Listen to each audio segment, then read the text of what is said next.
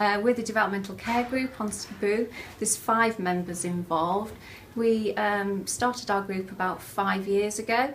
It was decided that there needed some more training for staff on the unit into developmental care, so we started the group with people who were interested in this area, and the 5 of us got together, and we have been going through the guidelines and improving areas as we have gone. Developmental care is a way of caring for the babies that takes into consideration their gestation, and so it's looking at when they were born. They're born prematurely, and it's looking at I suppose putting in place strategies to help the baby cope with the alien environment of being out being born before it should have been born.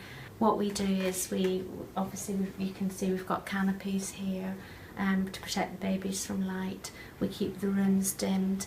In terms of noise, the baby's in initially in a walled environment within the incubator.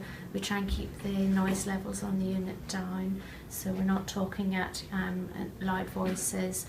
It also helps parents because they often feel very vulnerable. They don't know how to help their baby. It's been born early. They feel failure, so we just help them to look at strategies that they can use to help calm their baby and help them to get involved with the care and to be an advocate or to help support their baby while they're in the special care baby unit. At present we're doing a large piece of work which is centred around the Bliss charity, which is a charity for premature babies. They produced a charter of 7 standards around family-centred and developmental care, and they've also produced a toolkit for an audit, which at this present time we're in the process of doing, which will give us an opportunity to look at the care that we give for our families and their babies at present, and to see in what ways we can improve this in the future. I put the developmental care team forward because they have done an awful lot of work to ensure that each baby is treated as an individual and with dignity, and in particular they've done a lot of work in helping us to embed developmental care on the unit.